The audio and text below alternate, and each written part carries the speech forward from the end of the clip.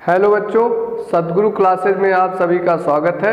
आज हम लोग कक्षा 10 का अगला चैप्टर लेकर के आए हैं, वैद्युत धारा इलेक्ट्रिक करंट। आज हम लोग इस चैप्टर का रिवीजन करेंगे। परीक्षा की दृष्टि से बहुत इम्पॉर्टेंट लेक्चर होने वाला है आप लोगों का। चले शुरू करते हैं।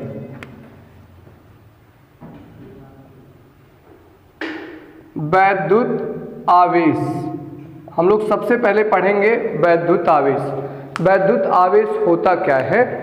हमारे पास कोई वस्तु हो, यदि हम इस वस्तु से इलेक्ट्रॉन को निकाल लें अथवा इस वस्तु में इलेक्ट्रॉन को दे दें, यही इलेक्ट्रॉन को देने और लेने का जो गुण बताता है उसी को वैद्युत आवेश कहते हैं। तो वैद्युत आवेश को Q से प्रदर्शित करते हैं।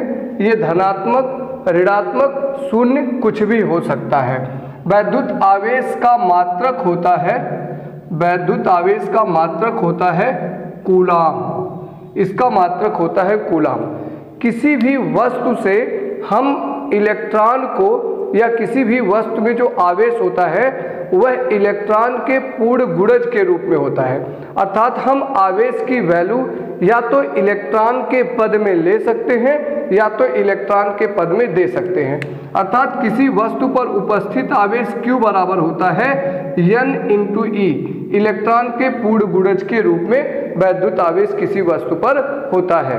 चले लिखते हैं, आगे बढ़ते हम लोग।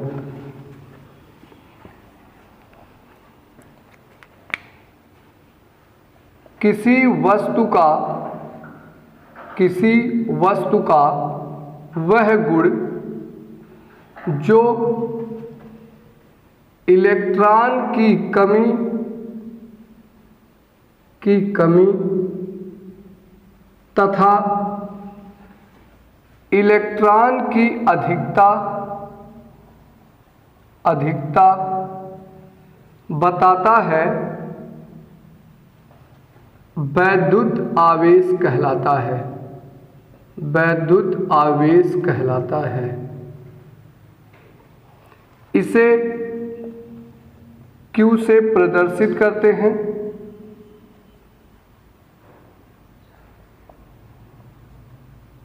इसका मात्रक कूलाम होता है। किसी भी वस्तु को दिया गया आवेश Q बराबर होता है N × E, जहाँ N धनात्मक पूर्णांक संख्या है तथा E एक इलेक्ट्रॉन पर आवेश है जिसका मान होता है 1.6 × 10⁻⁻19 कूलाम तथा एक कूलाम आवेश के रचना करने वाले इलेक्ट्रॉन की संख्या होता है। एक कूलाम आवेश में इलेक्ट्रॉन की संख्या N बराबर होता है 6.25 × 10⁻18 इलेक्ट्रॉन। एक कूलाम आवेश के इलेक्ट्रॉनों की रचना करने वाले इलेक्ट्रॉनों की संख्या 6.25 × 10⁻18 इलेक्ट्रॉन के बराबर होता है। अब किसी वस्तु पर धनात्मक आवेश है, धनात्मक आवेश, तो ये धनात्मक आवेश बताता है कि उस वस्तु में इलेक्ट्रॉन की कमी है। और यदि किसी वस्तु पर ऋणात्मक आवेश है तो यह ऋणात्मक आवेश बताता है कि उस वस्तु में इलेक्ट्रॉन की अधिकता है। ये सभी चीजें। और यदि सजातीय आवेश मिलते हैं, सजातीय आवेश जैसे प्लस या माइनस, तो ये एक दूसरे को प्रतिकर्षित करते हैं, दूर भेजते हैं। तथा यदि विजातीय आवेश मिलते हैं जैसे प्लस माइनस या माइनस प्लस, तो ये एक दूसरे को आकर्षित करते हैं। सजातीय आवेश समान आवेश अगर होंगे तो वहाँ पर वो एक दूसरे को रिपेल करेंगे, दूर भेज देंगे। और यदि विजातीय आवेश है, प्लस माइनस विपरीत आवेश है, तो ये एक दूसरे को अट्रैक्ट करेंगे, आकर्षित करेंगे। अगले टॉपिक पे चलते हैं। अगला टॉपिक हम लोग पढ़ेंगे वैद्युत धारा। वैद्युत धारा क्या होती है? कोई भी हमारे पास चालक तार हो, ये चालक तार, जितने भी चालक तार होते हैं वो बेलन के आकार के होते हैं। अब इस चालक तार में यहाँ से हमारे पास इलेक्ट्रॉन है, इन इलेक्ट्रॉनों को जो प्रवाहित करने की दर होती है कि 1 सेकंड में कितने इलेक्ट्रॉन प्रवाहित हुए, इन्हीं प्रवाहित या स्थानांतरित इलेक्ट्रॉनों की संख्या ही वैद्युत धारा कहलाती है। तो परिभाषा होता है किसी चालक में आवेश प्रवाह की दर, आवेश प्रवाह की दर वैद्युत धारा कहलाता है, वैद्युत धारा कहलाता है। अर्थात वैद्युत धारा बराबर हो जाएगा आवेश बटे समय। वैद्युत धारा को I से प्रदर्शित करते हैं तो फार्मूला मिल गया I = आवेश Q बाई हो गया T। अब आगे बढ़ते हैं वैद्युत धारा का मात्रक। तो वैद्युत धारा का मात्रक क्या होता है? वैद्युत धारा का मात्रक होगा आवेश का मात्रक बटे समय का मात्रक। आवेश का मात्रक कूलाम और बटे समय का मात्रक सेकंड। तो इसका मात्रक होता है कूलाम प्रति सेकंड, जिसे एम्पियर कहते हैं। वैद्युत धारा की खोज एम्पियर नामक वैज्ञानिक ने किया था, इसलिए उनके नाम पर इसका मात्रक रख दिया गया। तो इसका मात्रक होता है, वैद्युत धारा का मात्रक कूलाम प्रति सेकंड है, जिसे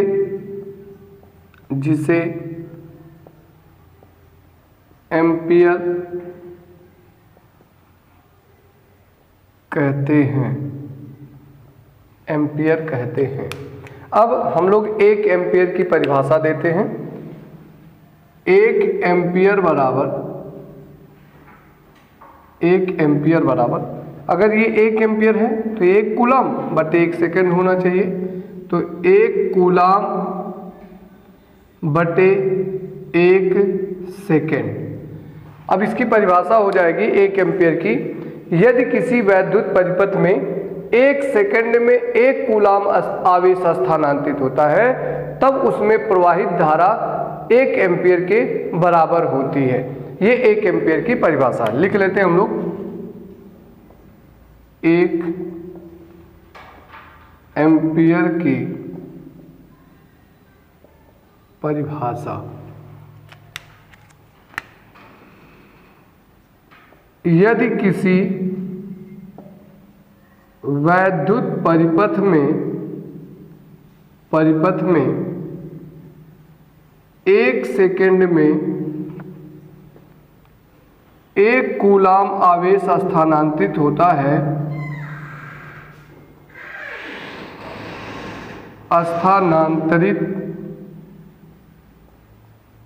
है, तब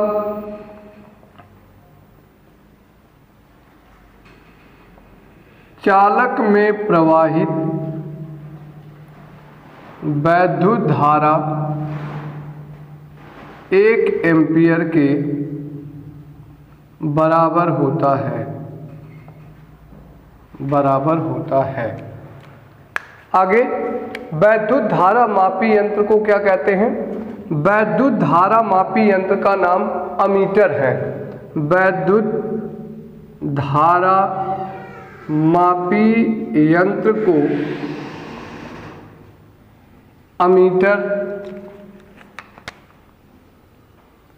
अमीटर कहते हैं। जब हम वैद्युत धारा मापी यंत्र को लगाते हैं तो परिपथ में श्रेणी क्रम में जोड़ा जाता है। अमीटर को परिपथ में श्रेणी क्रम में जोड़ते हैं, स्क्रीनशॉट ले लें, आगे बढ़ते हैं।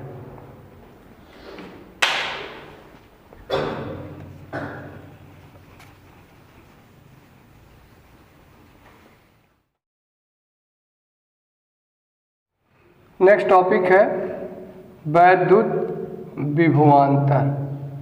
वैद्युत विभवांतर, कोई चालक है, इसमें आवेश ए बिंदु से बी बिंदु तक ले जाना है, इसमें आवेश है।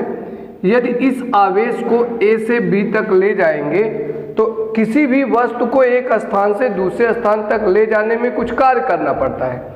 यही एक कूलाम आवेश को एक स्थान से दूसरे स्थान तक ले जाने में जो कार्य करना पड़ता है उसी को वैद्युत विभवांतर कहते हैं। परिभाषा है, किसी वैद्युत परिपथ में एकांक आवेश को एक स्थान से दूसरे स्थान तक ले जाने में कुछ कार्य करना पड़ता है जिसे उस सिरे के बीच वैद्युत विभवांतर कहा जाता है। परिभाषा देखते हैं। एकांक आवेश को किसी वैद्युत परिपथ में एक स्थान से दूसरे स्थान तक ले जाने में किया गया कार्य ही उन सिरों के बीच वैद्युत विभवांतर कहलाता है। वैद्युत विभवांतर को V से प्रदर्शित करते हैं, अर्थात यदि किसी चालक में Q आवेश को एक स्थान से दूसरे स्थान तक ले जा रहे हैं तो W जूल कार्य करना पड़े तो वैद्युत विभवांतर V बराबर होता है W/Q। ये हो जाएगा वैद्युत विभवांतर। आगे वैद्युत विभवांतर का मात्रक, वैद्युत विभवांतर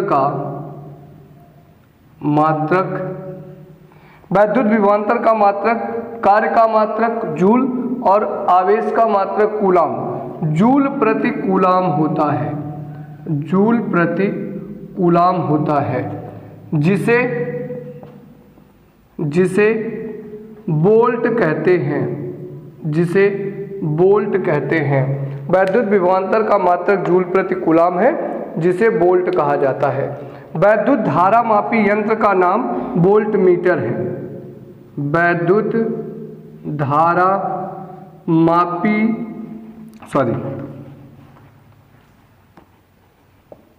वैद्युत विभवांतर मापी यंत्र को वोल्ट मीटर कहते हैं।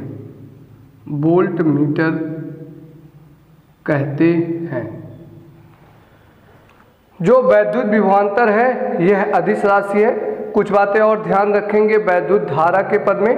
वैद्युत धारा सदिश राशि है जिसकी दिशा इलेक्ट्रॉन के प्रवाह के विपरीत होती है, अर्थात इसकी दिशा धनात्मक टर्मिनल से ऋणात्मक टर्मिनल की ओर होता है, वैद्युत धारा की दिशा। आगे बढ़ते हम लोग। अगला टॉपिक है ओम का नियम।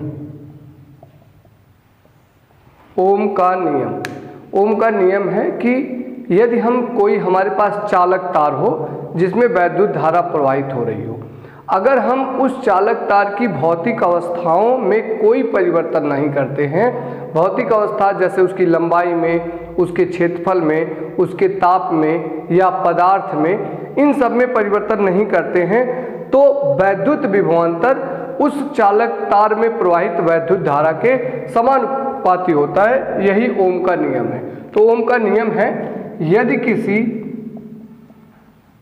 किसी चालक तार की भौतिक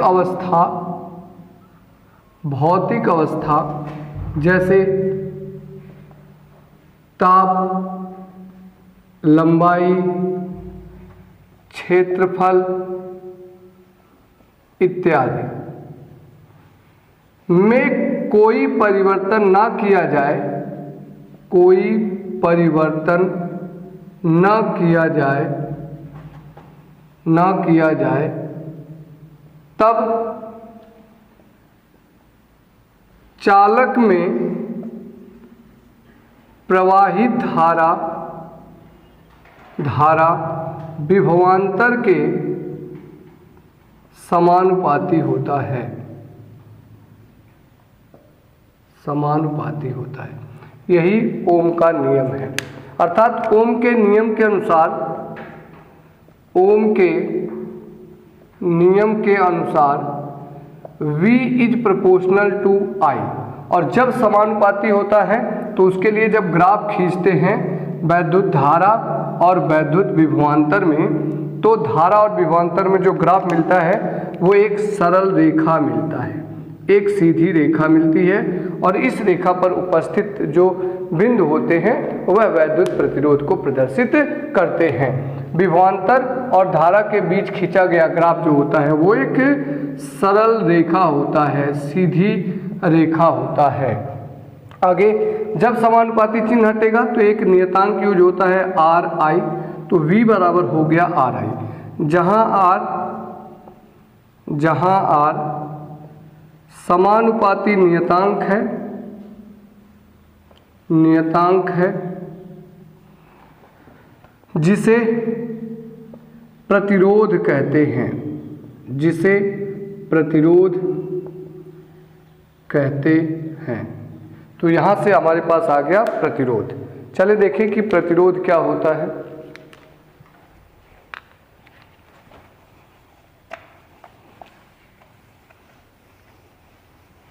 कि ओम के नियम से हमें मिल गया कि विभवांतर V बराबर I इंटू आर, इसलिए प्रतिरोध बराबर क्या होगा, प्रतिरोध R बराबर V, और इसको पक्षांतर करेंगे बटे I। किसी भी चालक में वैद्युत विभवांतर और धारा का अनुपात ही वैद्युत प्रतिरोध कहलाता है। वैद्युत प्रतिरोध वैद्युत विभवांतर और वैद्युत धारा पर निर्भर नहीं करता है। हम विभवांतर या धारा की वैल्यू घटाए बढ़ाए तो वैद्युत प्रतिरोध डिपेंड नहीं करेगा, परंतु यदि V नियत हो, तब जो प्रतिरोध है वह धारा के व्युत्क्रमानुपाती होता है।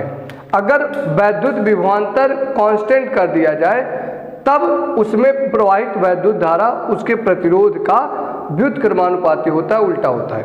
वैद्युत प्रतिरोध होता है जो किसी भी चालक में वैद्युत धारा का विरोध करता है, इलेक्ट्रॉन के गति का विरोध करता है, यही क्या कहलाता है, वैद्युत प्रतिरोध।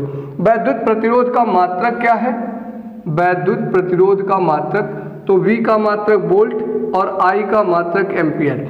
इसका मात्रक होता है वोल्ट प्रति एम्पियर, जिसे ओम कहते हैं, जिसे ओम कहते हैं। और इस ओम को ग्रीक अक्षर ओमेगा से प्रदर्शित करते हैं। ये जो सिंबल है ये ओमेगा का सिंबल है, ओमेगा से प्रदर्शित करते हैं,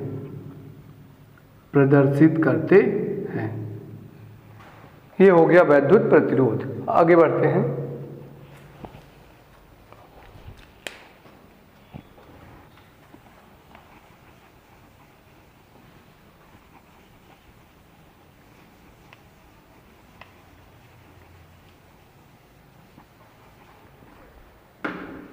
अब हम लोग पढ़ेंगे प्रतिरोधों के निकाय का प्रतिरोध,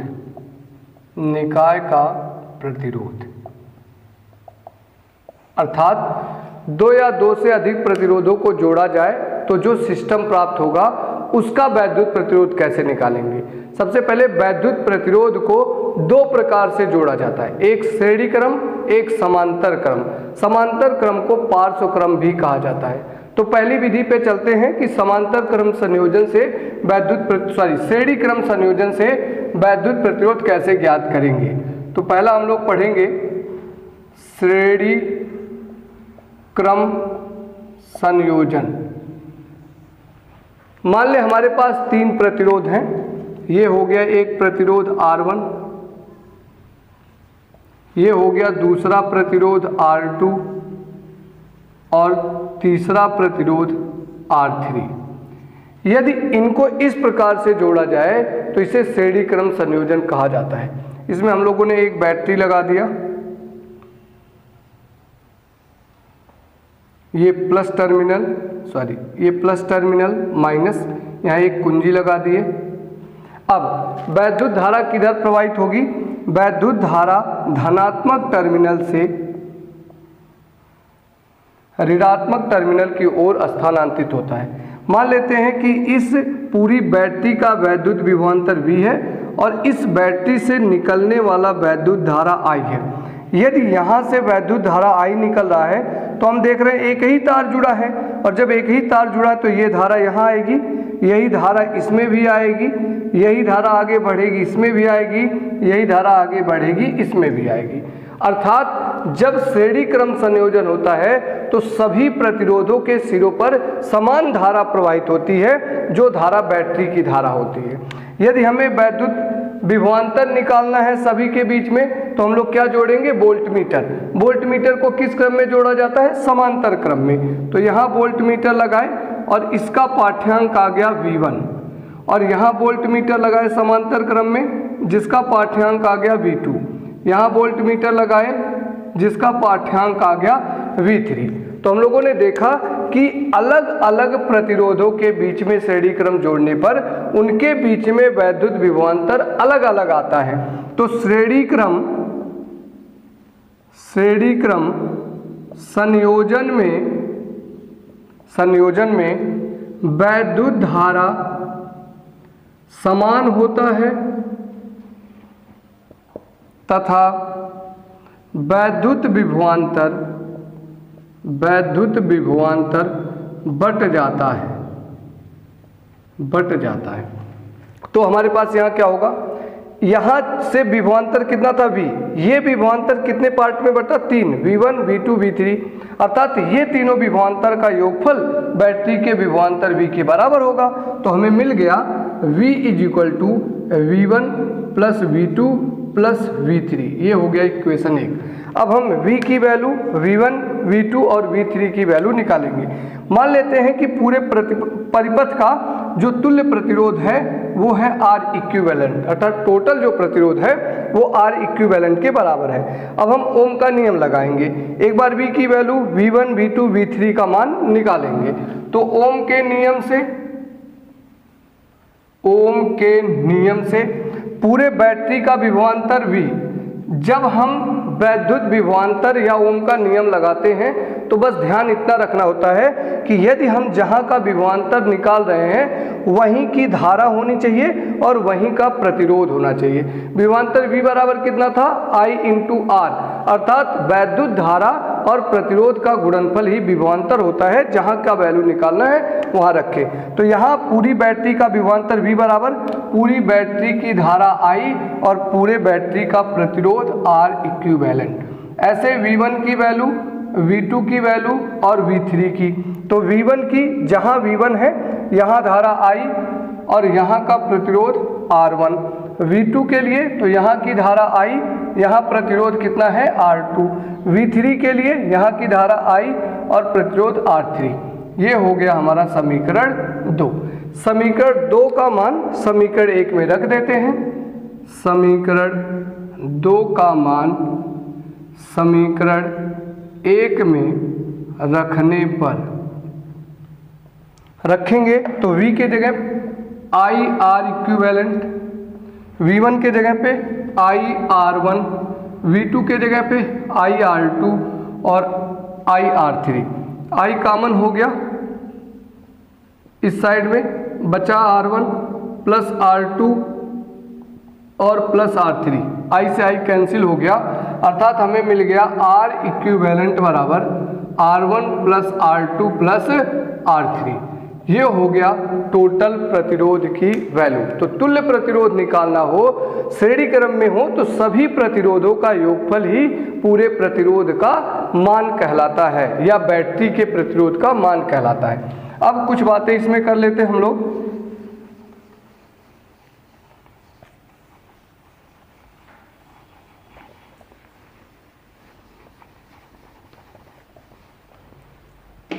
नेक्स्ट है, यदि n प्रतिरोध श्रेणी क्रम में जुड़े हों तो क्या होगा? श्रेणी क्रम में जुड़े हों तो क्या करेंगे? सबको जोड़ लेंगे, तब R इक्विवेलेंट बराबर R1 plus R2 plus R3 plus dot dot dot Rn सभी प्रतिरोधों का योगफल हो जाएगा। इस प्रकार से हम लोग निकालेंगे। दूसरा हमारे पास है कितने R ओम के प्रतिरोधों को श्रेणी क्रम में जोड़ने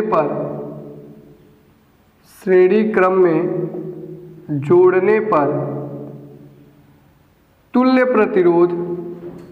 तुल्य प्रतिरोध R इक्विवेलेंट होगा। तो प्रतिरोधों की संख्या n बराबर होगा R इक्विवेलेंट बटे R। तो n की वैल्यू जब निकालनी होगी तो R इक्विवेलेंट में R से भाग दे दिया जाएगा। चलते हैं अगले टॉपिक पे। नेक्स्ट टॉपिक है समांतर क्रम या पार्श्व क्रम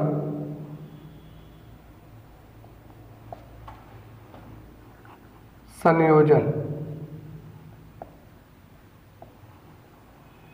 समांतर क्रम संयोजन या पार्श्व क्रम संयोजन। अब पार्श्व क्रम में कैसे संयोजित करते हैं? यदि सभी प्रतिरोधों के एक सिरे को एक बिंदु पर और दूसरे सिरे को दूसरे बिंदु पर जोड़ दिया जाए तो यह संयोजन समांतर क्रम संयोजन कहलाता है। मान लें हमारे पास 3 प्रतिरोध हैं,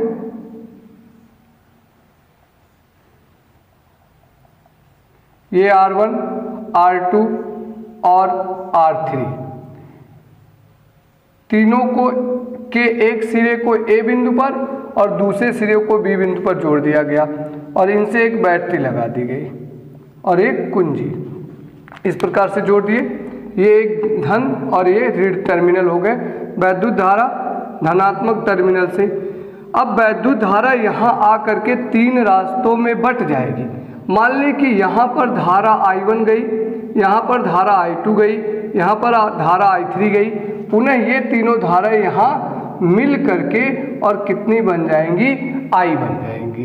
पुनः तीनों धाराओं का योगफल कितना हो जाए? I। अब यदि यहाँ पर विभवांतर V हो, इनके सिरों के बीच विभवांतर मापना हो तो यहाँ पर हम लोग एक वोल्ट मीटर लगा दें और इस वोल्ट मीटर को किस क्रम में जोड़ना रहेगा? समांतर। तो इसका पाठ्यांक कितना आएगा? V, जो इसका है, क्योंकि एक तार इस सिरे से एक तार ऋणात्मक सिरे से जुड़ा हुआ है।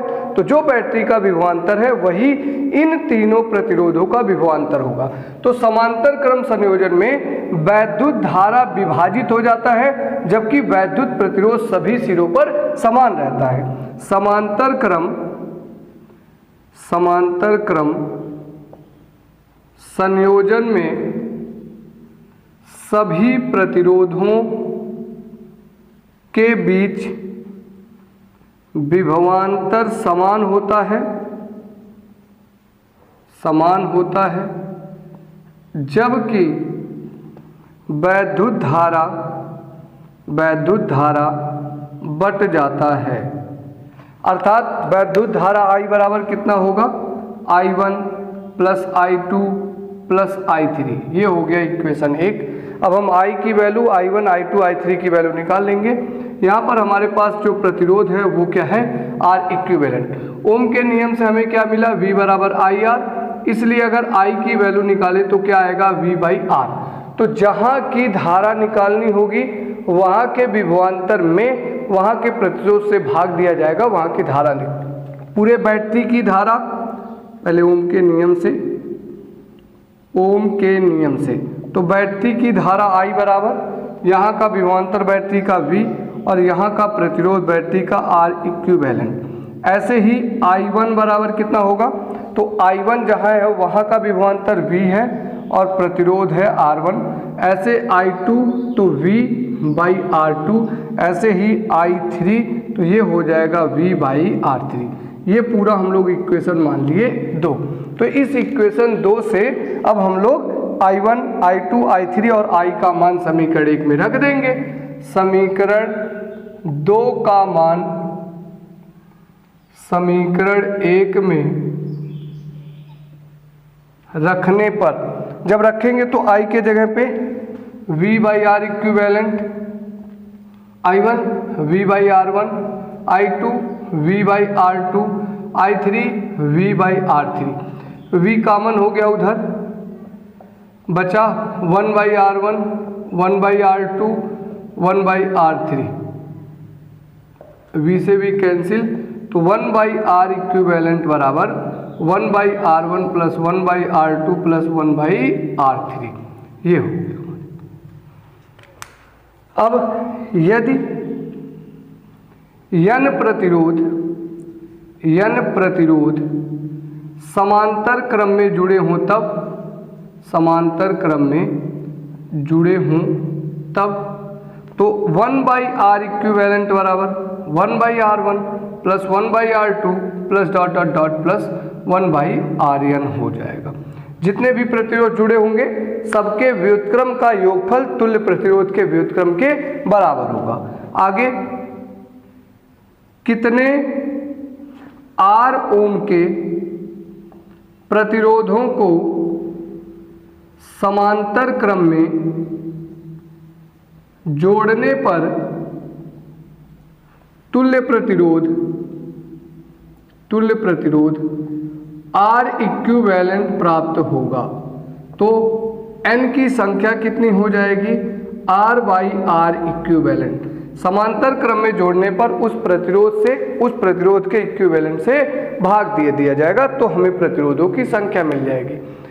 जब हम श्रेणी क्रम में जोड़ते हैं तो तुल्य प्रतिरोध बड़े प्रतिरोध से ज़्यादा मिलता है, और जब हम समांतर क्रम में जोड़ते हैं तो तुल्य प्रतिरोध छोटे प्रतिरोध से कम मिलता है। तो कम प्रतिरोध करने के लिए समांतर क्रम जोड़ेंगे, ज़्यादा प्रतिरोध करने के लिए श्रेणी क्रम जोड़ा जाएगा। स्क्रीनशॉट ले लें, आगे बढ़ते हैं। नेक्स्ट टॉपिक है वैद्युत सामर्थ्य। वैद्युत सामर्थ्य, तो वैद्युत सामर्थ्य क्या है? किसी वैद्युत परिपथ में ऊर्जा व्यय की दर वैद्युत सामर्थ्य कहलाती है। वैद्युत सामर्थ्य को P से प्रदर्शित करते हैं, तो वैद्युत सामर्थ्य बराबर होता है व्यय ऊर्जा बटे समय। तो P बराबर हो जाएगा W/T। परिभाषा क्या हो गया? वैद्युत परिपथ में ऊर्जा व्यय की दर वैद्युत सामर्थ्य कहलाता है। सामर्थ्य कहलाता है। इसका मात्रक क्या होगा? इसका मात्रक हो गया जूल, इसका मात्रक हो गया सेकंड, तो इसका मात्रक होता है जूल प्रति सेकंड, जिसे वाट कहते हैं। वाट कहते हैं।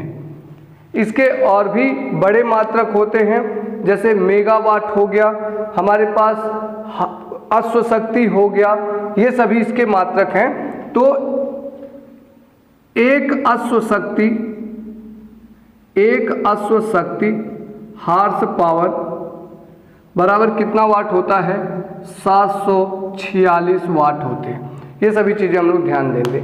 एक हार्स पावर में 746 वाट होते हैं। आगे हम लोग बढ़ते हैं।